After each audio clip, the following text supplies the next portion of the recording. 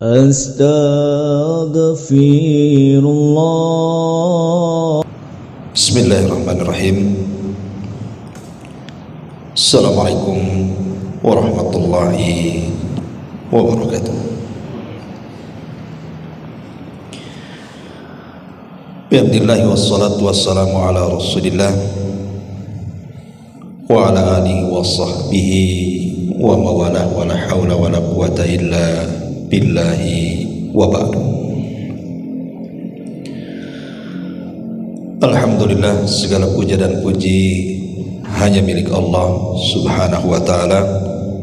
Salawat dan juga salam kita hadiahkan kepada Rasul kita Nabi besar Muhammad sallallahu alaihi wa ala alihi wasallam.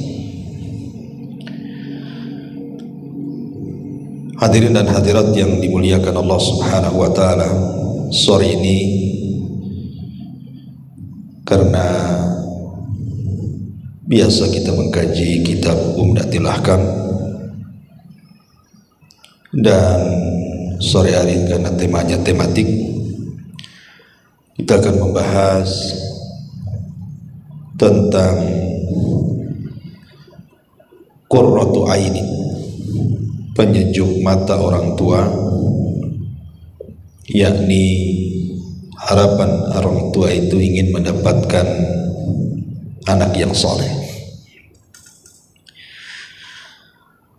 Ma'asyiral muslimin yang dimuliakan Allah subhanahu wa ta'ala, kita tahu bahwa harapan setiap orang tua yang memiliki anak tentunya, karena ada juga orang tua itu yang diuji oleh Allah subhanahu wa ta'ala memang tidak memiliki keturunan. Tentu ada hikmahnya. Di antara hikmahnya boleh jadi itu sudah merupakan ketentuan Allah subhanahu wa ta'ala. Jadi Allah subhanahu wa ta'ala mentakdirkan ada sebagian suami istri itu yang sudah lama menikah tapi tidak dikaruniai keturunan. Berarti itu sudah takdir Allah azza wa jalla. Dan tentu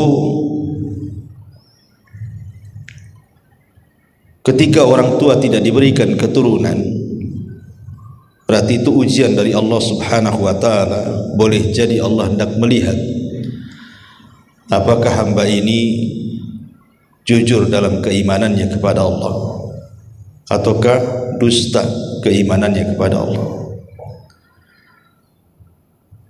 Karena boleh jadi kalau kita melihat kisah daripada Nabi Musa dan Khidir, ketika Nabi Khidir membunuh salah seorang anak kecil, kemudian Nabi Musa bertanya soal takwilnya. Alasannya karena kalau anak ini besar nanti dia durhaka kepada orang tuanya, boleh jadi kedua orang tuanya akan dibunuhnya, sehingga sebelum itu terjadi maka Khidir membunuh anak itu.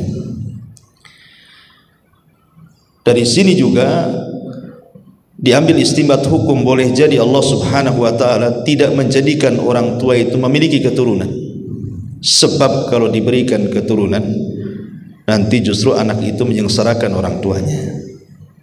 Jadi ambil hikmahnya, begitu maksudnya. Jadi sengaja Allah subhanahu wa ta'ala tidak memberikan keturunan. Allah hendak memalingkan bahaya yang akan didapat orang tua tersebut kalau punya anak. Dan tentu banyak lagi hikmahnya, tapi kita tidak hendak bercerita orang tua yang tidak punya anak. Kita bercerita soal orang tua yang punya anak. Kita tahu bahwa manfaat anak yang soleh itu, anak yang baik itu, bukan hanya sekedar di dunia, tetapi manfaatnya sampai ke kuburan. Bahkan bukan hanya di kuburan, manfaatnya sampai kepada akhirat.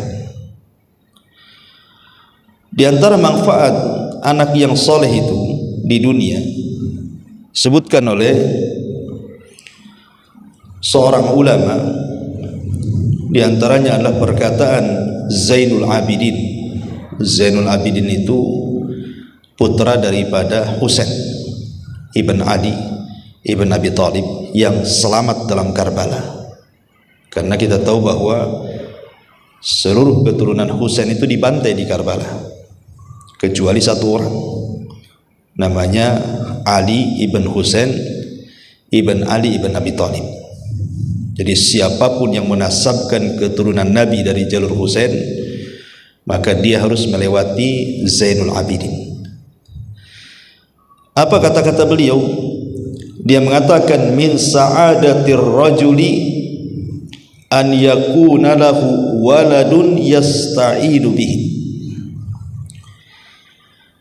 Di antara kebahagiaan manusia itu apabila punya keturunan adalah dia bisa membantu saat orang tuanya sudah tua.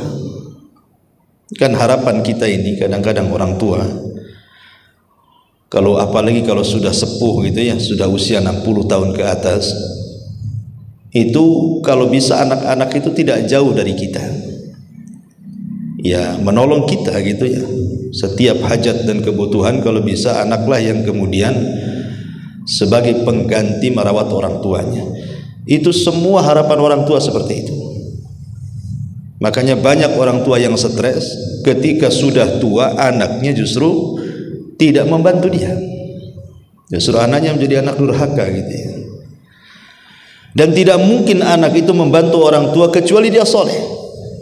Sebab kalau anak yang soleh itu tidak perlu kemudian disuruh-suruh kan gitu. Dengan secara kesadarannya pasti dia tahu tanggung jawab bagaimana berbuat baik kepada orang tua. Makanya ada satu kisah menarik di zaman Umar bin Khattab radhiyallahu anhu. Ada orang namanya Kilab ibn Umayyah ibn Askar al-Kinani. Kilab ibn Umayyah ini satu hari dia berjumpa dengan seorang sahabat Rasul namanya Talha ibn Ubaidillah, bertanya soal amalan yang paling tinggi dalam Islam. Maka Talha mengatakan, amalan yang paling tinggi itu engkau berjihadlah, engkau bertempur, atau minimalnya engkau berada di perbatasan, membela kaum muslimin di perbatasan. Maksudnya perbatasan di sini adalah antara perbatasan negara kafir dengan negara Islam. Nah, kamu tinggal di perbatasan. Jadi akhirnya kemudian Kilab ibn Umayyah ini pulang, meminta izin kepada orang tuanya agar orang tuanya mengizinkan dia minimalnya kalaupun tidak berjihad maka tinggal di perbatasan membela negara Islam. Tapi orang tuanya enggak kasih. Sehingga kemudian dia datang kepada Umar bin Khattab radhiyallahu anhu meminta izin untuk diberangkatkan ke perbatasan. Tapi Umar menolak. Alasannya belum mengantongi izin orang tua. Kalau engkau ingin berangkat ke perbatasan atau hendak berjihad, maka kantongi dulu izin orang tuamu. Akhirnya dia balik lagi merayu orang tuanya tuh, supaya dapat izin.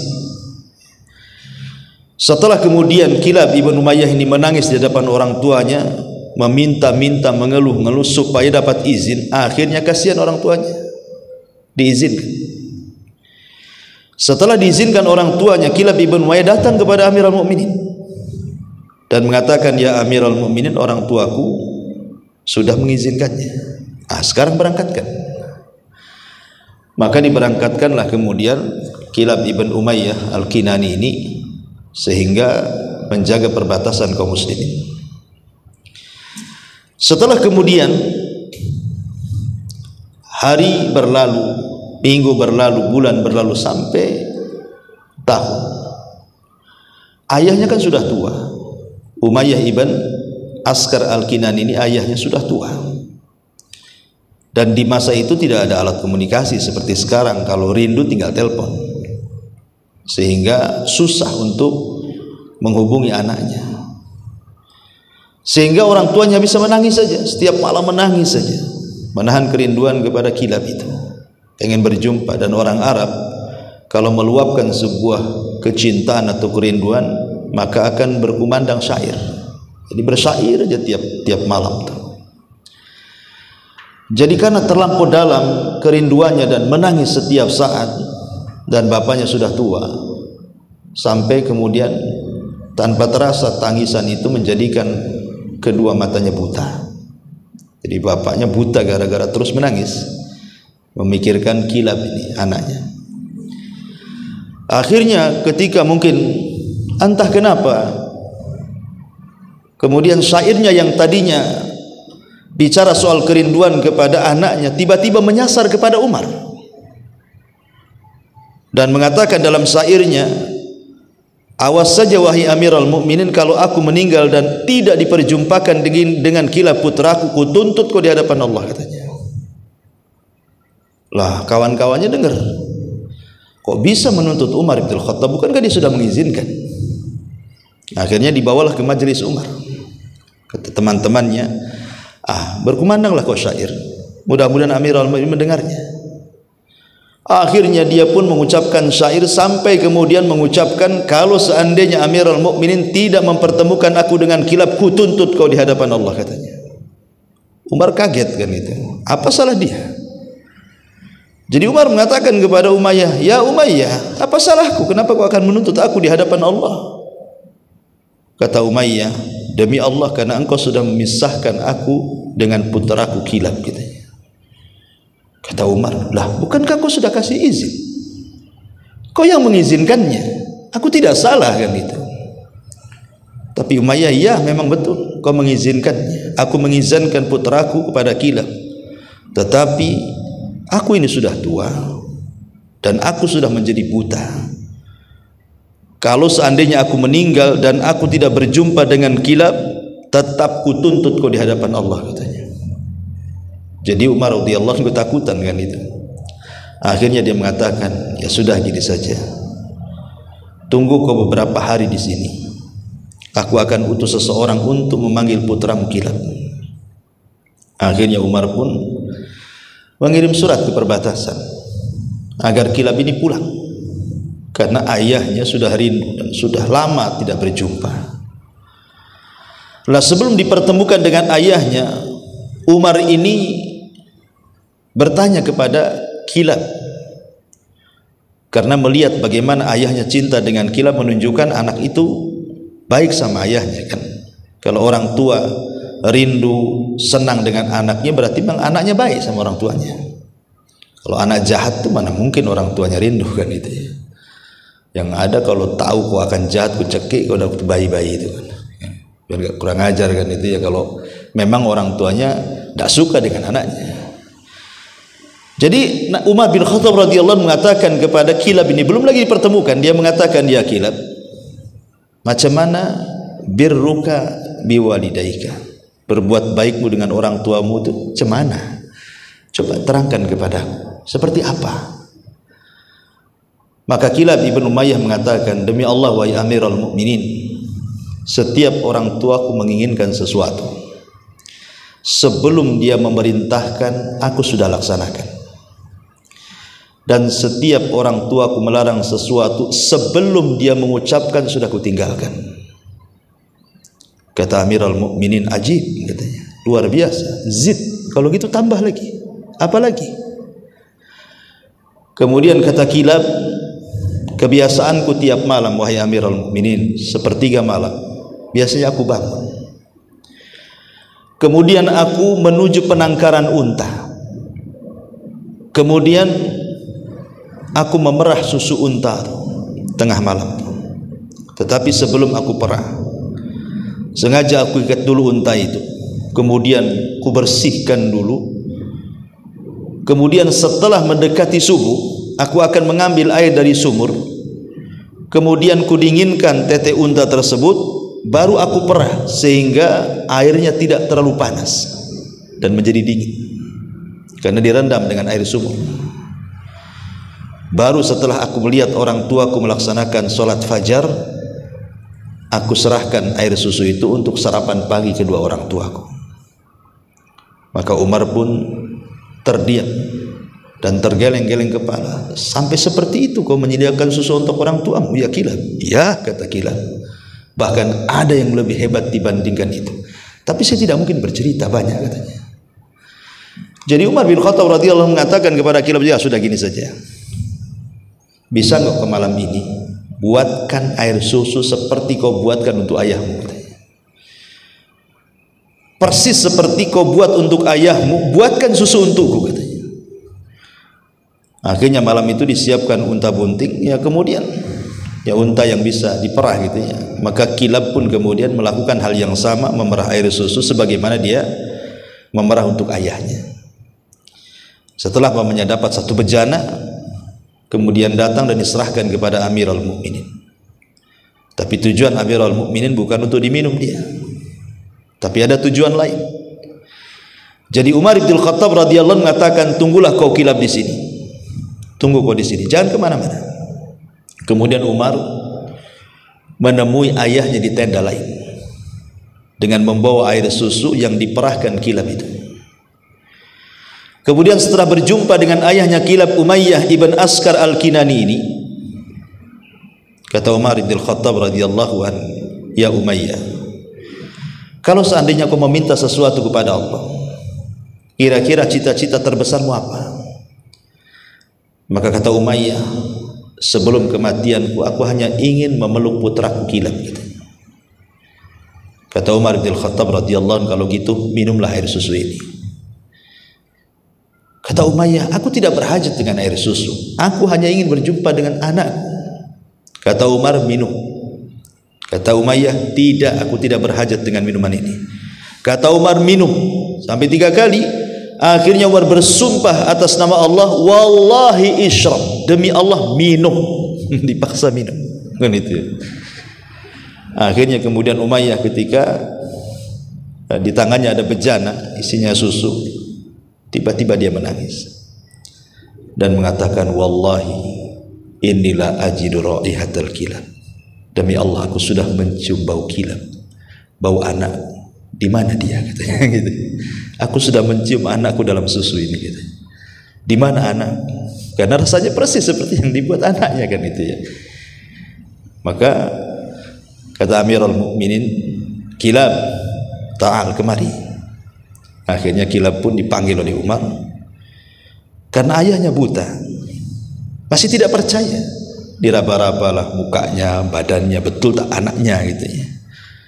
Setelah memastikan dia anaknya, dipeluknya erat-erat, kemudian dia menangis. Kilab pun menangis. Apa kata Umar? Ya Kilab, engkau jauh-jauh dari surga ke perbatasan sana, gitu. Padahal surgamu ada di sini, katanya. Ngapain kau cari surga sampai ke perbatasan sana, katanya. Surgamu lah di depanmu ini. Ma'asyiral muslimin yang dimuliakan Allah Azza wa Jalla, lihat kisah daripada Kilab ibn Umayyah al-Kinani. Orang tua itu akan senang kalau anaknya ada, kan begitu. Kenapa? Karena Kilab ini setiap hari membantu orang tuanya, menyediakan air susu, sarapan setiap pagi. Makanya kepergiannya itu menjadikan sedih orang tuanya. Makanya salah satu manfaat anak soleh itu adalah, kalau kita ini sudah tua, kemudian anak kita itu tidak jauh dari sisi kita, merawat kita, menolong kita, membantu kita, apalagi kita dalam kondisi sakit, kan itu ya. Itu yang diharapkan orang tua. Bahkan saya kenal orang tua usianya sudah 67 atau berapa. Dia pernah satu hari datang ke saya, ya curhatlah, sekalian tanya-tanya agama, gitu ya. Jadi datang saja dia itu sudah nangis. Bapak ini nangis, ya. Jadi saya cobalah usap-usap punggungnya, ada apa-apa, tenang dulu, kan. Jadi dia mengatakan, Ustaz, usia saya itu sudah hampir 70 tahun, gitu. Anak saya itu banyak, ada 5 orang, tapi tidak satu rumah dengan saya, katanya. Yang satu sudah kawin dapat orang Medan, yang satu sudah kawin dapat orang ini, dapat orang ini. Jadi sebanyak itu anak itu tidak ada di rumah, Pak. Tidak ada. Dan setiap saya telepon mereka suruh pulang, tidak ada yang pulang. Banyak kali alasan, katanya. Nah, sekarang saya sudah tua, sudah hampir 70 tahun. Kalau sakit pun pamannya harus ke rumah sakit, bawa BPJS ngurus sendiri, katanya. Jadi saya lihat kayak nelangsa gitu, hidupnya itu kayak susah gitu kan. Anak banyak, tapi tidak ada yang di sekitar dia gitu. Sampai dia menangis, ya kan? Sampai saya minta nelponkan anaknya itu, nanti nasihati anaknya. Jadi saya lihat itu betul juga kata psikologi kesehatan itu. Orang kalau sudah tua itu kan kepekaannya tinggi itu, ketakutannya itu tiba-tiba muncul. Entah takut mati, takut kalau dia sakit anaknya tak merawat dia, macam-macam rasa takut itu membayangi orang yang sudah tua biasanya kan. Ya, makanya kenapa kemudian Islam itu sangat kemudian memperhatikan pendidikan? Ya karena seperti ini kejadiannya. Banyak orang tua yang banyak anaknya, tapi seolah-olah hidup sendirian dan tidak punya anak. Lah anak yang soleh itu manfaat di dunia adalah salah satunya kata Zainul Abidin adalah min sa'adatir rajuli an yakuna lahu waladun yasta'inu bihim. Di antara kebahagiaan seseorang adalah ketika punya anak yang senantiasa menolong orang tuanya sampai kematiannya. Ini salah satu bentuk bagaimana manfaat anak soleh di dunia.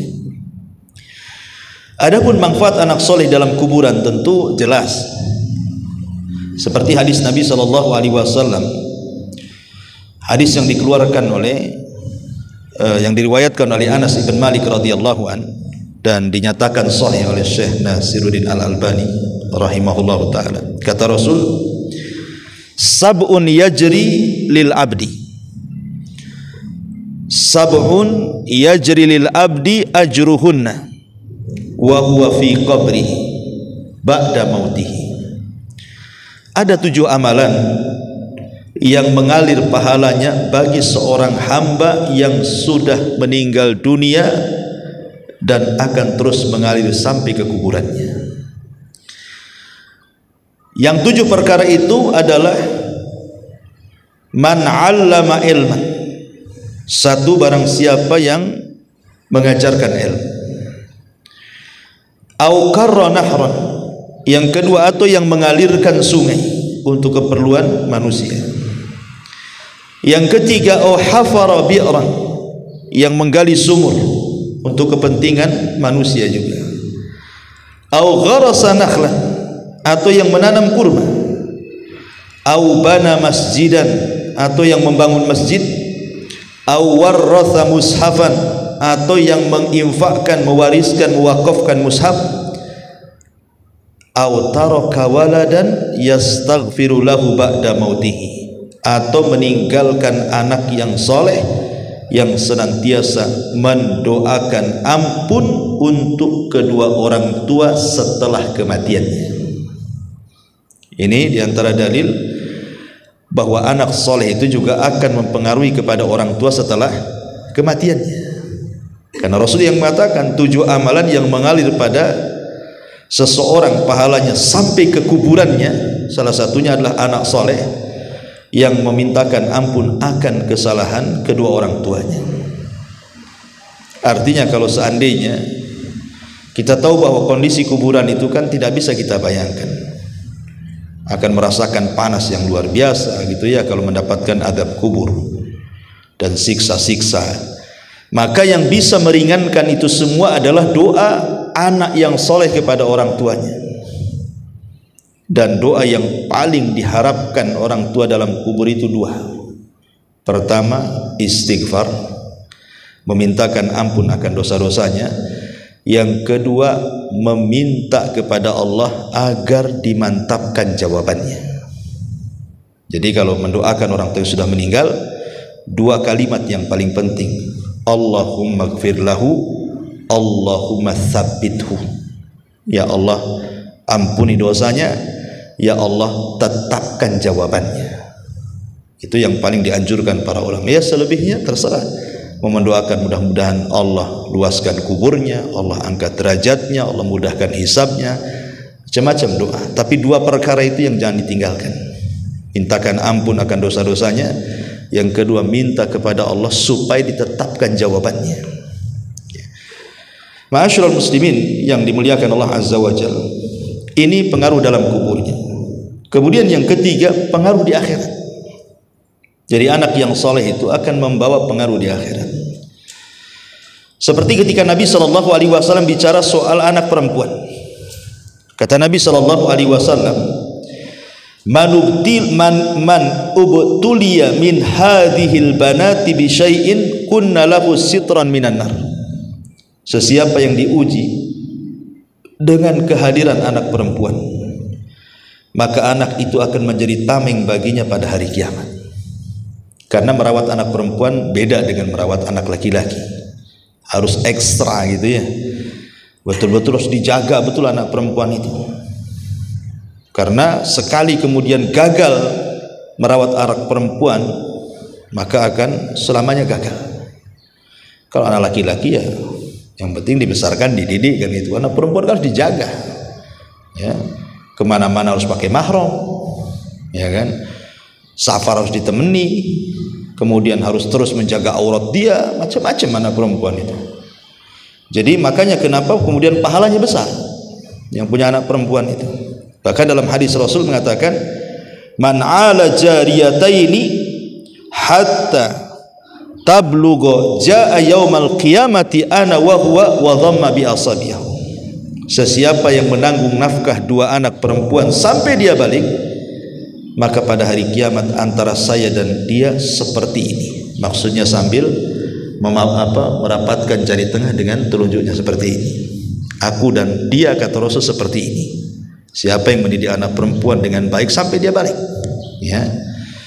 Dalam hadis yang lain, man kanat lahu untha falam yaidha walam yuhinha walam yu'thir waladahu 'alaiha qala yakni adz-dzukur adkhalahu Allahul jannah. Sesiapa yang memiliki anak perempuan, dia tidak membunuhnya. Karena di zaman jahiliyah kalau punya anak perempuan itu kan aib. Makanya kebiasaan orang jahiliyah itu membunuh anak perempuan hidup-hidup, karena tidak mendatangkan keuntungan duniawi masalahnya.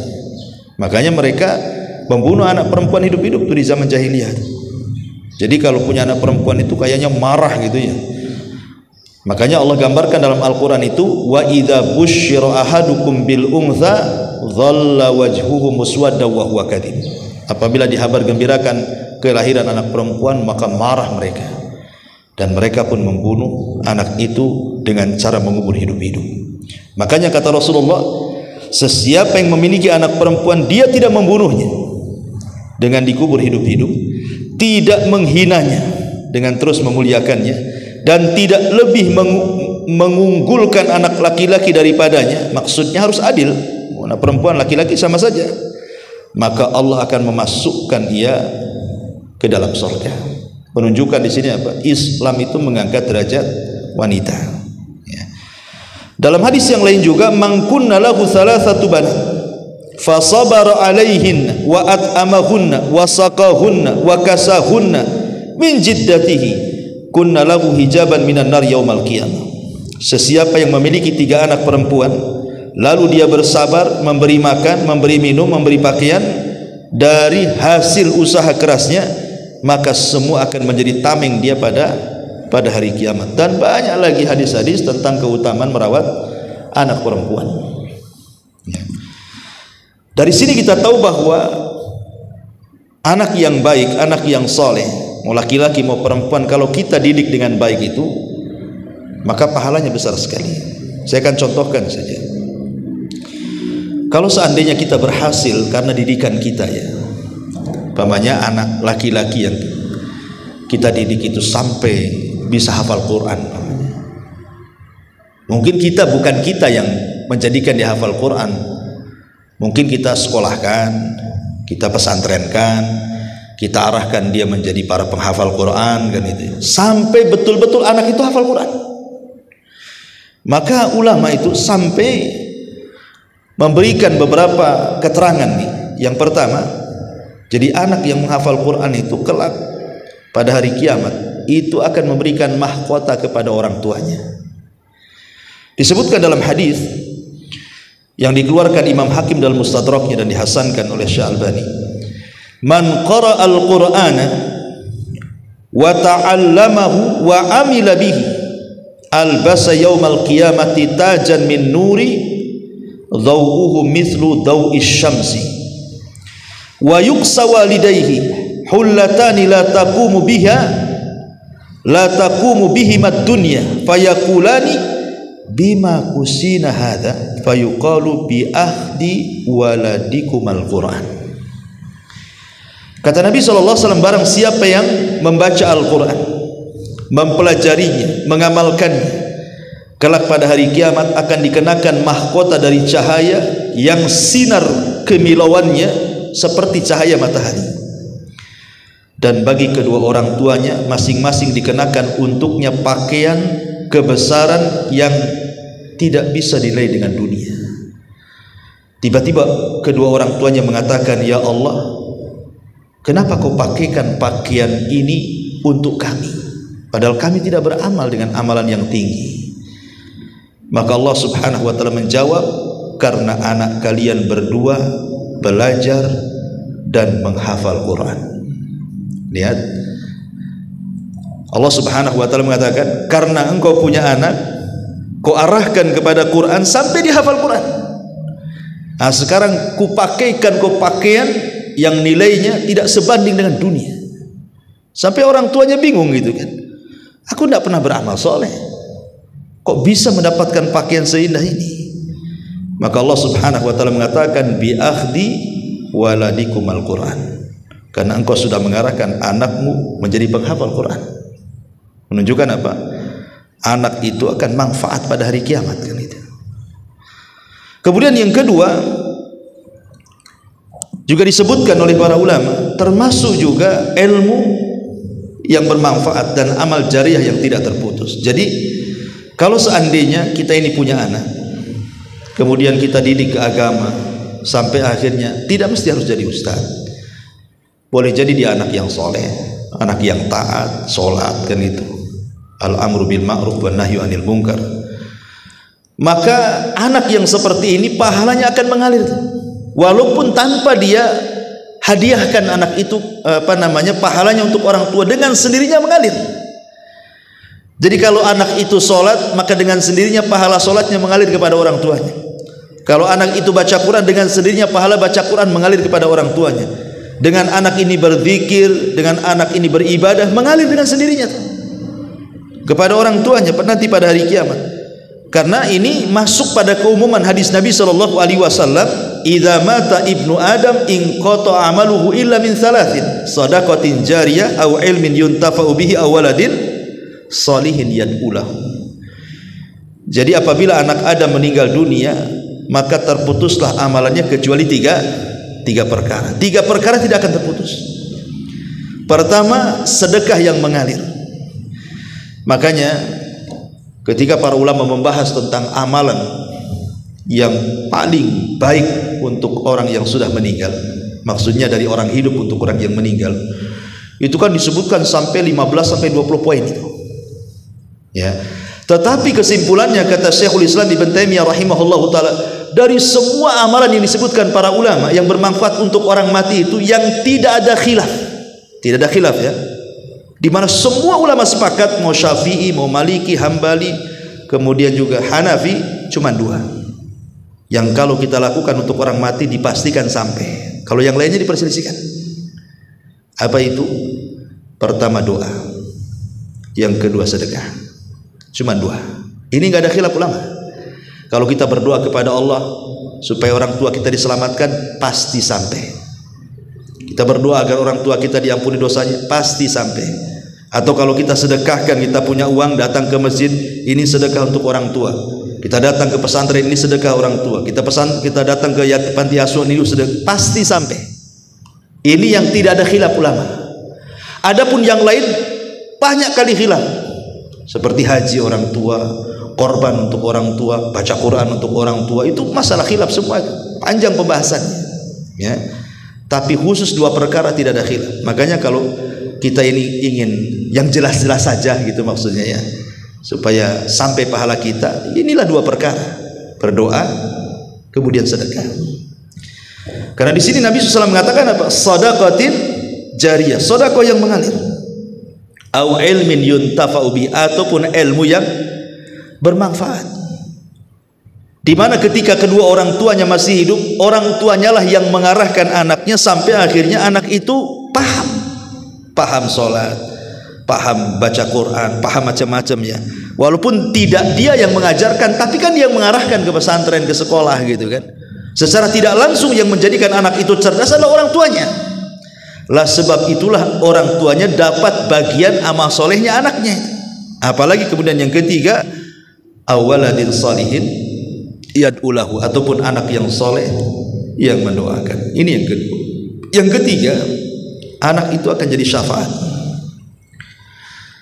Anak itu akan menjadi syafaat bagi kedua orang tuanya.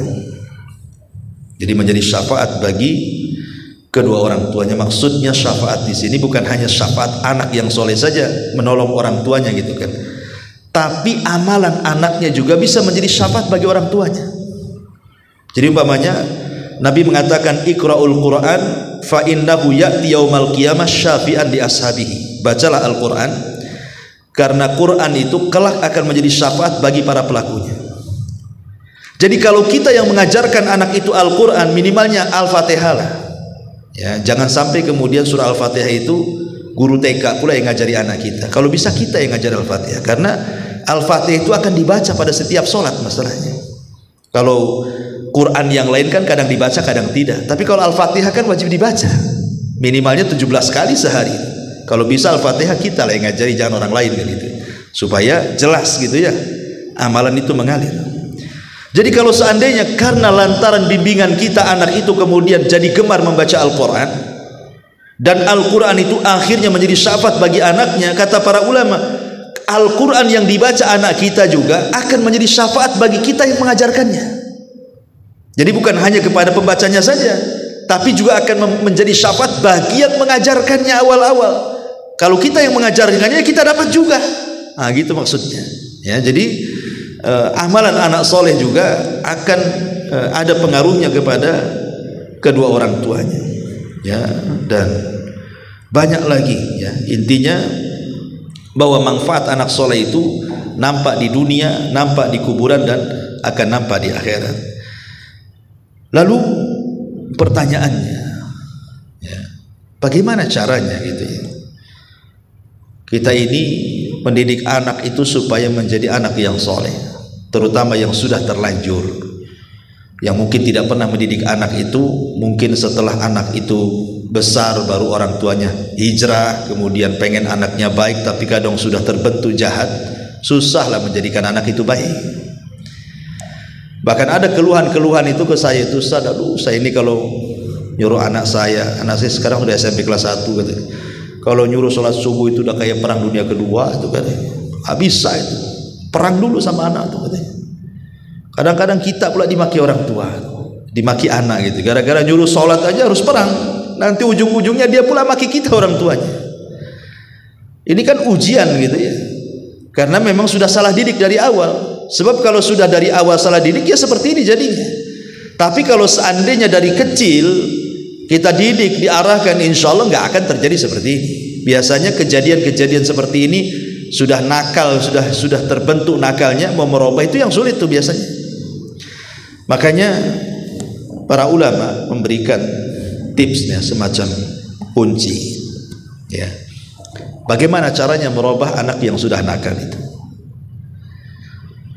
Pertama, tentu tidak ada yang lebih mampu merubah hati seseorang itu melebihi doa. Karena kan anak itu nakal itu tergantung hatinya. Ya, hatinya baik pasti akan baik raganya. Kalau hatinya tidak baik kan raganya tidak baik. Karena Rasul mengatakan, ala wa inna fil jasadi mudghah idza saluhat saluhal jasadu kullu wa idza fasadat fasadal jasadu kullu ala wahyal qalb. Jadi pada jasad seseorang itu kan ada segumpal daging. Kalau dia baik, baik semua tuh raganya. Kalau dia jahat, jahat semua raganya. Kemudian Rasul mengatakan itulah hati. Artinya kalau memperbaiki orang itu, perbaiki hatinya. Kalau hatinya sudah baik, raganya akan baik tuh. Lah sekarang masalahnya yang memegang hati itu siapa? Yang memegang hati itu Allah. Kita tidak bisa memegang hati orang. Yang memegang hati itu Allah. Makanya kenapa ketika Ummu Salamah bertanya kepada Rasulullah, Rasul, Kenapa doa yang engkau banyak baca itu, ya muqallibal qulub tsabbit qalbi ala dinik, wa idzat yang membolak-balikan hati tetapkan hatiku di atas agamamu. Kenapa kau selalu membaca doa ini? Padahal kan seorang nabi tidak mungkin sesat. Tapi kenapa Rasul membaca doa ini hampir setiap hari setelah sholat membaca doa ini? Jadi Ummu Salamah bertanya lagi, kenapa sih doa ini saja kau baca wahai Rasul? Apa alasan? Maka Rasul mengatakan, ya Ummu Salamah, hati itu berada di dalam jari jemari Allah. Allah itu bisa saja membolak-balikan sesuai dengan kehendaknya. Makanya aku selalu membaca doa ini. Artinya kalau Nabi SAW saja hari-hari mengucapkan kalimat ini, wahai zat yang membolak-balikan hati, tetapkan hatiku di atas agamamu, di atas ketaatan kepadamu. Itu seorang Nabi yang mustahil menyimpang, mustahil sesat, ya kan? Tapi kenapa Rasul selalu membaca doa ini? Dalam riwayat selalu membaca doa yang warid dalam Quran, Rabbana la tuzigh qulubana ba'da idh hadaitana wa hab lana min ladunka rahmatan innaka antal wahhab. Karena sama maknanya tuh. Maka jawaban Rasul sama, karena hati seseorang itu berada di jari jemari Allah. Allah kalau menyesatkan sesuai dengan kehendaknya. Makanya kalau ingin memperbaiki orang itu, perbaiki hatinya, ya, perbaiki hati anak itu. Macam mana cara memperbaikinya? Bukankah kita tidak mampu? Kalau luka di tangan, boleh jadilah kita belikan betadin, kita bawa ke dokter, bisalah kita rawat gitu, kita bisa sembuhkan. Tapi kalau luka di hati macam mana kan gitu? Maka salah satu jalannya adalah dengan cara doa. Doa itu yang bisa membolak-balikan hati orang. Apa yang harus didoakan? Doa terbaik itu adalah doa yang warid dari Al-Quran. Tidak ada doa yang paling baik melebihi doa yang tercantum dalam Quran atau doa yang tercantum dalam hadis yang sahih. Seperti contohnya umpamanya doa yang dipanjatkan oleh Nabi Ibrahim. Apa doanya? Rabbi habli minas sholihin. Ya Allah, anugerahkan kepadaku anak yang soleh. Ya. Kemudian yang kedua, doa Nabi Zakaria. Rabbi habli min ladunka dzurriyyatan thayyibatan innaka sami'ud du'a. Wahai Tuhanku, karuniakanlah kepadaku keturunan yang baik di sisimu, dan sesungguhnya Engkau Maha mendengar setiap doa. Atau doa yang memang secara umum yang diajarkan dalam Al-Quran, seperti Allah Subhanahu wa ta'ala mengajarkan satu doa, contohnya umpamanya doa yang dipanjatkan oleh Nabi Sulaiman atau nabi-nabi yang lainnya. Rabbana auzi'ni an ashkura ni'mataka allati an'amta alayya. Ya Allah, anugerahkan kepadaku agar aku bisa bersyukur akan nikmat yang telah Kau anugerahkan kepadaku. Jadi kita ini yang sudah usia 40 tahun, saya atau antum sudah 40 tahun, ya, minta kepada Allah Subhanahu wa ta'ala agar kita bisa bersyukur kepada orang tua kita dengan harapan anak-anak kita bersyukur kepada kita. Itu maksudnya. Jadi kita meminta kepada Allah, ya Allah, supaya aku ini bisa bersyukur, bisa berbuat baik kepada kedua orang tua saya walaupun mungkin sudah meninggal, dengan harapan apa? Anak-anak kita itu berbuat baik seperti kita berbuat baik sama orang tua. Doanya seperti itu. Karena ada hadis walaupun dilemahkan sebagian para ulama, tapi mana yang benar? Apa kata Rasulullah? Tabarru aba'akum tabarrukum abna'ukum. Berbuat baiklah kepada kedua orang tua kalian, nanti anak-anak kalian berbuat baik kepada kalian. Jadi dengan kita berdoa kepada Allah agar kita berbuat baik kepada orang tua itu dengan harapan anak-anak kita berbuat baik sama kita. Banyak-banyak berdoa seperti doanya Nabi Allah Sulaiman alaihi salatu wassalam, ya. Rabbana auzi'ni an Rabbi auzi'ni an ashkura ni'mataka allati an'amta alai wa ala walidai. Ya Allah, anugerahkan kepadaku agar aku bisa bersyukur kepadamu dan mampu bersyukur kepada kedua orang tuaku. Atau doa yang ma'ruf gitu ya, yang sering dibaca, Rabbana hablana min azwajina wa dzurriyyatina qurrata a'yun waj'alna lil muttaqina imama. Pokoknya kalau ingin doa untuk kebaikan anak kita, doa terbaik adalah doanya para nabi. Ambil lafaz-lafaznya dari lafaz-lafaz para nabi ketika berdoa, atau dari hadis-hadis yang sahih dalam sunnah-sunnah Nabi SAW. Seperti contohnya umpamanya ketika Ummu Sulaim itu kan membawa Anas bin Malik, masih kecil ketika itu, umur 10 tahun, kepada Nabi. Kemudian minta doanya Nabi. Maka Rasul mendoakan Anas bin Malik yang masih kecil dengan doa apa? Allahumma akthir malahu wa waladahu wa barik lahu fima a'taitahu. Ya Allah, perbanyaklah hartanya dan anak-anaknya, serta berkahilah apa yang engkau karuniakan kepadanya. Itu doanya Rasul kepada Anas bin Malik. Maka betul Anas akhirnya panjang usianya, banyak anaknya, berkah hidupnya, kan itu. Lah kata para ulama, kita boleh mengambil lafadznya dengan cara umpamanya mengatakan Allahumma akthir mali wa waladi wa barik li fima a'taitani. Ya Allah, perbanyaklah hartaku, kemudian jadikanlah anak-anakku anak-anak yang soleh, kemudian berkahilah dan karuniakanlah keberkahanmu dalam hidup. Umpamanya contoh seperti itu, maka boleh kita ambil lafaz-lafaznya. Tapi kalau kita memang tidak hafal, ya ada masalah, namanya kan Allah tahu hajat kita, kan gitu ya. Allah mesti tahu, nggak mungkin tidak tahu ya. Tapi kalau ada yang mengatakan, Ustaz, saya loh tidak berhenti mendoakan anak saya itu setiap sholat, kok enggak juga dia berubah? Ya sebenarnya tidak boleh mengucapkan kalimat itu. Kenapa? Karena salah satu doa itu tidak mustajab adalah ketika istijal. Apa istijal itu?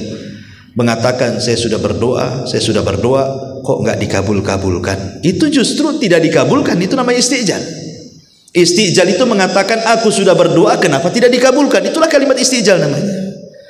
Tidak boleh orang itu mengatakan seperti itu, justru itu penghalang doa. Tapi kalau bisa kualitas doanya diperbaiki, umpamanya nih, yang biasa habis sholat kita ganti, ambil waktu-waktu mustajab umpamanya. Kapan waktu mustajab? Sepertiga malam akhir, ketika Allah turun langsung ke bumi gitu ya, malaikat juga turun menyaksikannya. Disitulah coba kita ketuk pintu langit itu. Logikanya begini ya, kalau seandainya saya ini tidak suka dengan antum, kemudian antum datang kepada saya, asih digedor-gedor pintunya, Ustaz gitu, gak mungkin lah saya gak buka gitu. Kalau hari-hari digedor, pagi gedor pintu, malam digedor, nanti siang lagi, besok digedor, tuh minggu gedor-gedor rumah saya, kira-kira gak dibuka tuh? Dibuka lah, entah dibukanya mau marah atau apa, kan yang jelas dibuka kan gitu ya, karena bising juga digedor-gedor itu ya. Itu logika kepada manusia, bahwa kalau diketuk terus pintunya, lama-lama dibuka juga. Artinya kalau sesama manusia saja menggedor pintunya itu akan dibuka. Walillahil masalul a'la. Tentu kepada Allah itu permisalan lebih tinggi dibandingkan manusia. Kalau hari-hari kita ketuklah pintu langit itu di sepertiga malam akhir, minta agar anak kita diperbaiki, mustahil Allah nggak memperbaiki itu. Karena hari-hari mengetuk pintu langit masalahnya kan. Nah, itu harus yakin. Ya kalau nggak ada yakin istijal, ya tidak akan dikabulkan, karena salah satu syarat dikabulkan doa itu wa antum muqinuna bil ijabah, kalian yakin bahwa Allah pasti mengabulkan. Dan kalau seandainya anggaplah sudah bertahun-tahun doa seperti itu dan sudah ada upaya dan usaha juga masih pun tidak dikabulkan, maka sesungguhnya boleh jadi Allah Subhanahu wa taala hendak mengangkat derajat kita. Dengan cara apa? Anak itu nakal, akhirnya kita pula harus sabar. Boleh jadi dengan sabar itu amalan kita jadinya kan. Yang tadinya kita tidak sabar, jadi karena hari-hari nengok anak akhirnya sabar. Boleh jadi itu amalan kita sabar itu. Kalau anak itu nggak nakal pun nggak sabar kita. Boleh juga kan, kita cari hikmahnya sajalah. Karena tidak mungkin Allah itu menciptakan anak nakal kecuali ada kebaikan di dalamnya. Wa asa an takrahu syai'an wa huwa khairul lakum, kan itu. Terkadang yang kita anggap jelek jahat itu rupanya ada kebaikan di situ yang kita tidak tahu kadang-kadang ya. Ini yang pertama ya, panjatkan doa. Dan doa yang paling baik itu adalah doa yang lafadznya diambil dari Al-Quran seperti doa-doa para nabi. Yang kedua, cobalah memperbanyak istighfar. Karena disebutkan dalam surah Nuh, Allah Subhanahu wa taala berfirman, "Istaghfiru rabbakum innahu kana ghaffara yursilis samaa 'alaikum midrara wa yumdidkum bi amwalin wa banin wa yaj'al lakum jannatin wa yaj'al lakum anhara ma lakum la tarjuna lillahi waqara wa qad khalaqakum atwara."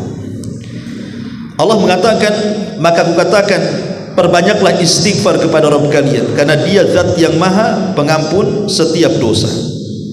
Kalau kalian banyak istighfar, kata Allah, Allah akan hujani kalian, Allah akan perbanyak harta kalian, dan Allah akan berikan keturunan-keturunan yang baik kepada kalian, dan Allah akan jadikan kebun-kebun, sungai-sungai yang tidak akan membahayakan bagi kalian. Lihat bagaimana Allah Subhanahu wa taala menjanjikan dengan memperbanyak istighfar itu akan diberikan keturunan yang baik. Maka karena salah satu fungsi istighfar itu adalah menurunkan rahmat, ikhwan. Apa kata Nabi SAW? Laula tastaghfirunallaha la'allakum turhamun. Kalaulah kalian memperbanyak istighfar, boleh jadi Allah akan turunkan rahmatnya kepada kalian. Mungkin dengan banyak istighfar akhirnya Allah kasihan dengan kita, kemudian merubah hati anak kita, kan tidak tahu ya. Kemudian juga bisa saja karena anak itu nakal terkadang menjadi azab, tidak tenang kita dengan anak kita. Dengan memperbanyak istighfar itu akhirnya anak itu membawa ketenangan. Karena Allah Subhanahu wa taala mengatakan, wa ma kana Allahu mu'adzibahum wa anta fihim wa ma kana Allahu mu'adzibahum wa hum yastaghfirun, kata Allah. Allah tidak mungkin mengazab mereka selagi engkau berada di tengah mereka, dan Allah tidak mungkin mengazab mereka selama mereka masih beristighfar kepada Allah. Di zaman Nabi, para sahabat aman karena Nabi masih hidup. Tapi di zaman sekarang Nabi tidak ada, sehingga keamanan sudah tercabut. Tapi ada keamanan yang kedua, wa ma kana mu'adzibahum wa hum yastaghfirun. Mereka tidak akan diazab oleh Allah selama mereka memperbanyak istighfar. Ketika keamanan dicabut satu, maka ada keamanan yang kedua berupa istighfar. Lah boleh jadi yang tadinya anak itu jadi azab orang tuanya, ketika memperbanyak istighfar akhirnya menjadi sebuah keamanan. Itu maksudnya, pendalilannya ya. Ini juga ya, kenapa kemudian memperbanyak istighfar ini salah satu memperbaiki anak juga. Kemudian yang ketiga, memperbanyak sedekah. Memperbanyak sedekah. Karena Nabi SAW mengatakan, inna sadaqata sir tudfi'u ghadaba rabbi. Sedekah yang tidak ada yang tahu kecuali kita dengan Allah itu bisa meredam kemurkaan Allah. Boleh jadi Allah sedang menguji kita dengan anak-anak kita, kan itu. Karena sebuah dosa yang kita lakukan di masa lalu, wallahu alam, kita tidak tahu. Tapi dengan memperbanyak sedekah, boleh jadi wasilah sedekah itu memperbaiki hati anak kita sehingga menjadi baik. Ya, itu juga kata para ulama seperti itu. Karena Rasul yang mengatakan, dawau mardakum bisadaqah. Obati orang yang sakit kalian dengan sedekah. Dan sakit di sini umum. Anak nakal itu sakit jiwanya, makanya dia nakal, kan itu. Tapi dengan sedekah boleh jadi jiwanya diperbaiki, akhirnya jadi sembuh, akhirnya hilang nakalnya. Maka ini salah satu thariqah juga supaya anak itu menjadi baik dengan cara bersedekah. Kemudian juga ad-du'a li ghairi, berdoa untuk anak orang lain. Jadi kalau seandainya anak kita nakal nih, ya, anak kita nakal, anak tetangga pula ikut nakal, kita doakan anak tetangga supaya baik. Karena setiap doa kita untuk orang lain kebaikan, maka malaikat akan datang dan mengatakan walaka mithlu, dan engkau pun akan mendapatkan hal yang sama yang kau doakan kepada orang lain. Dan itu disebutkan dalam hadis Nabi SAW, di mana Rasul mengatakan, barang siapa, kata Nabi SAW, da'watul mar'il muslim li akhihi bi dhahril ghaibi mustajabatun inda ra'si malakun muwakkalun kullama da'a li akhihi bi khairin qala al malakul muwakkal bihi amin walaka bimithli. Kata Rasulullah, siapa yang mendoakan seorang muslim dia tidak tahu kalau sedang didoakan, maka doanya mustajab. Setiap malaikat akan berdiri di kepala orang yang berdoa, dan setiap dia mendoakan kebaikan kepada orang tanpa sepengetahuannya, maka malaikat akan mengatakan amin, dan engkau pun akan mendapatkan hal yang sama seperti yang kau doakan kepada orang lain. Jadi kalau kita berdoa untuk diri sendiri kok nggak dikabulkan, kita berdoa untuk orang lain. Karena berdoa untuk orang lain tanpa sepengetahuan dia itu mustajab masalahnya. Ya, di antara sebab mustajab doa itu kita mendoakan orang lain tanpa sadar kita sedang mendoakan dia. Ya Allah, anak itu ya, kok lebih nakal daripada anak saya. Ya Allah, mudah-mudahan dia menjadi anak yang baik, ya, dan berbakti kepada orang tuanya. Padahal anak dia pun nakal juga kan gitu. Tidak ada masalah. Kita doakan anak orang lain jadi baik, maka malaikat yang ada di atas kepala mengatakan mudah-mudahan anakmu juga sama. Gitu maksudnya. Nah, ini salah satu wasilah juga gitu. Jangan anak kita aja kita doakan, anak orang pun kita doakan. Karena hasilnya sama doanya itu, bahkan mustajab lagi kan gitu. Mustajab, tidak harus nunggu sepertiga malam, tidak harus menunggu di antara dua adzan dan qomat, tidak harus menunggu hari Jumat selepas asar sampai maghrib, tidak usah. Kalau kita mendoakan orang lain tanpa dibatasi waktunya, tapi itu salah satu mustajab doa di situ. Nah, makanya ini juga salah satu wasilah gitu ya. Salah satu wasilah supaya anak kita baik, dan tentunya juga wasilah-wasilah yang lainnya, memberikan contoh terbaik gitu ya. Jangan kemudian nyuruh anak sholat tapi kita pula tak sholat. Ya itu kan nggak mungkin juga. Ibda binafsik, maksudnya mulai dari diri sendiri baru kepada orang lain. Wallahu a'lam. Saya kira cukuplah sampai di sini. Kita buat tanya jawab sedikit, ada 10 menit. Silakan kalau ada yang mau bertanya.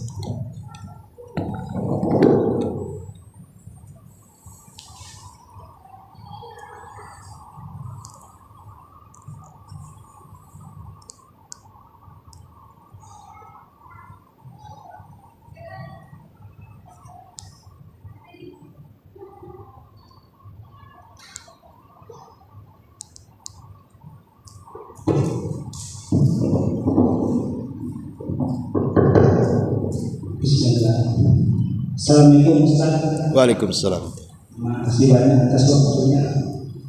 Mau nanya Ustaz mengenai doa anak yang soleh tadi Ustaz. Ya kita katakan gitu ya saya. Mungkin amalannya tidak biasa-biasa saja gitu kan. Baca Quran belum tentu sebulan 1 kali atau seminggu gitu kan. Lalu habis sholat kita mendoakan orang tua kita Ustaz. Atau di suatu kesempatan kita bersedekah niatnya untuk orang tua gitu, itu sudah termasuk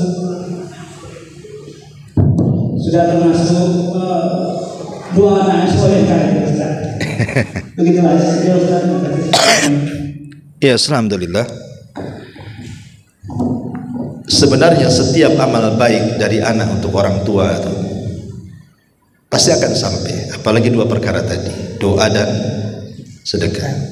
Walaupun mungkin anaknya tidak sholat, jarang sholat, meninggalkan sholat, degil bahasa kitanya kan, anaknya itu preman, tapi kalau ingat orang tuanya langsung doa dia sampai, pasti sampai gitu. Tapi amalan maksiat dia ya tidak akan sampai kepada orang tuanya, dia akan menanggung dosa dia dengan maksiatnya saja. Wala taziru waziratun wizra ukhra. Orang itu tidak akan menanggung dosa kecuali ditanggung masing-masing. Jadi dosa perbuatan lain. Anda melakukan dosa ya Anda dapat dosa, ya. Anda melakukan maksiat dapat dosa. Tapi ketika Anda berbuat baik, ya akan jadi kebaikan. Selama ingat satu, memang harta yang disedekahkan itu harta yang halal, bukan harta haram. Karena harta haram gak dapat pahala. Jadi yang disedekahkan betul-betul harta, sekalipun yang bersedekah preman sekalipun. Tapi harta kalau untuk orang tua dia gak mau harta yang jahat, memang betul-betul harta jerih payah dia sedekahkan, dan dia ikhlaskan orang tuanya sampai-sampai. Karena itu disepakati ulama sampai. Ya, tidak ada khilaf ulama masalah niat sedekah itu sampai ya sampai gitu. Dan itu bentuk birrul walidain seorang anak kepada orang tua yang sudah meninggal. Jadi karena besarnya hak seorang anak kepada orang tua itu sampai birrul walidain tidak ditutup dengan kematian. Jadi bukan berarti dengan orang tua meninggal terputus birrul walidain, tidak. Tetap bisa kita berbuat baik dengan orang tua dengan cara seperti tadi, mendoakan, beristighfar, bersedekah, kan gitu. Adapun yang lain memang diperselisihkan. Seperti umpamanya baca Quran, itu khilaf ulama. Ada yang mengatakan sampai, ada yang mengatakan tidak sampai. Cuman para ulama mengatakan, tapi kalau sifatnya bertawasul dengan amal soleh, maka sampai. Contoh umpamanya Anda baca Quran, setelah selesai baca Quran, kemudian kita mengatakan, ya Allah, kalau dalam bacaan tadi ada pahalanya, saya kirimkan kepada orang tua. Jadi kita mengirim pahala baca Quran itu bukan bacaannya, tapi amalannya. Ya, jadi itu namanya tawasul dengan amal soleh namanya. Nah, itu kata ulama sampai yang seperti ini, tidak ada khilaf. Yang jadi khilaf itu maksudnya kalau dari awal kita membaca Quran, umpamanya mengirim Fatihah atau mengirim apa gitu kan, itulah yang menjadi khilafiyah ulama, sampai atau tidak sampainya. Dalam mazhab Syafi'i sendiri kan khilaf masalah ini. Tapi kalau kita maksudnya mengirim pahala bukan dengan bacaannya, tapi amal soleh baca Qurannya. Jadi selesai baca Quran, kita mengatakan, ya Allah, kalau tadi amal soleh saya baca Quran ada pahalanya, saya mau kirimlah sama orang tua. Gitu maksudnya. Itu namanya tawasul dengan amal soleh. Tapi beda kalau kita ngomong, saya kirimlah bacaan ini ke orang tua, kemudian Anda baca Quran. Nah, itu berarti ngirim bacaan namanya. Ya, tapi kalau selepas baca Quran kemudian kita katakan, ya Allah, kalau dalam bacaan Quran tadi ada pahalanya, saya mau kirim, itu beda. Dia sedang tawasul dengan amal soleh kalau tadi, kalau yang kedua. Tapi kalau yang pertama itu namanya mengirim bacaan Quran. Ini yang jadi khilaf ulama. Ya, sama dengan orang yang haji untuk orang tua, korban untuk orang tua dan begitu seterusnya, ya, secara khusus maksudnya untuk orang tua, itu jadi khilaf ulama. Ya. Walaupun ada yang mengatakan sampai, ada yang mengatakan tidak, tapi yang disepakati ya doa dengan sedekah. Jadi kalau sudah bersedekah, insya Allah sampai, dengan catatan harta yang disedekahkan harta halal, kemudian ikhlas karena Allah Subhanahu wa ta'ala, karena Allah tidak menerima kecuali yang baik-baik, kan itu. Wallahu a'lam.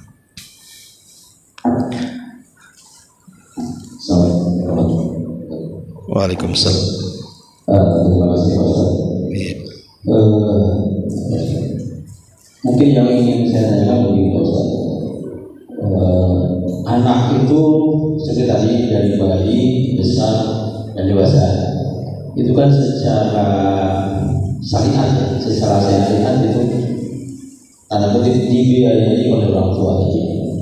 Dari mulai segala sehingga terbentuklah tubuhnya ataupun tadi ilmunya ataupun semuanya. Nah, dalam hal ini saya ingin tanyakan, karena pernah sering dengar kalau kita misalkan seorang ada melakukan jamuan, suka di akhir acara itu ada kata seperti ini, apakah memang itu akhirnya di situ, semoga apa yang kita makan menjaga darah daging, dan apabila kita berbuat baik itu semoga amalnya mengalir juga kepada ahli baik, misalnya seperti itu. Nah, dalam konteks dengan anak ini, maksud saya, apakah kita harus berniat setiap kita melakukan perbuatan amal soleh ditujukan untuk orang tua, sedangkan kita tahu makanan apa semua yang kita dari bayi sampai dewasa itu hasil dari orang tua. Apakah kita juga harus berniat, oh saya infakkan untuk orang tua, saya baca Quran untuk orang tua? Padahal itu jelas apa yang ada di diri kita itu hasil jerih payah daripada. Jadi pertanyaan, apakah kita harus berniat? Terima kasih. Ya, alhamdulillah, ada amalan itu yang harus diniatkan, ada amalan itu yang tidak harus diniatkan. Jadi ada dua, ya. Ada amalan itu jadi amalan karena niat. Kalau tidak ada niat, tidak ada amalan. Contoh umpamanya, saya membaca Quran di depan antum, ya saya dapat pahala setiap satu hurufnya. Tapi kalau saya niatkan bacaan Quran saya untuk rupiah, maka akan jadi obat. Ya, jadi ada nilai plusnya, bukan hanya sekedar pahala, tapi ada nilai plusnya mengobati orang dengan niat itu. Memang berpahala, sama-sama berpahala karena sama-sama baca Quran kan itu ya. Cuman yang ada niatnya itu ada plus pahalanya. Bukan hanya dapat pahala setiap satu huruf 10 kebaikan, tapi ada nilai plusnya apa? Bisa mengobati. Dengan niat itu. Jadi sebenarnya niat itu hanya untuk lebih memantapkan lagi kan itu ya. Memantapkan Masya Allah. Jadi untuk memantapkan kita mengirim pahala kepada orang tua. Tetapi kan niat tidak harus dilafadzkan.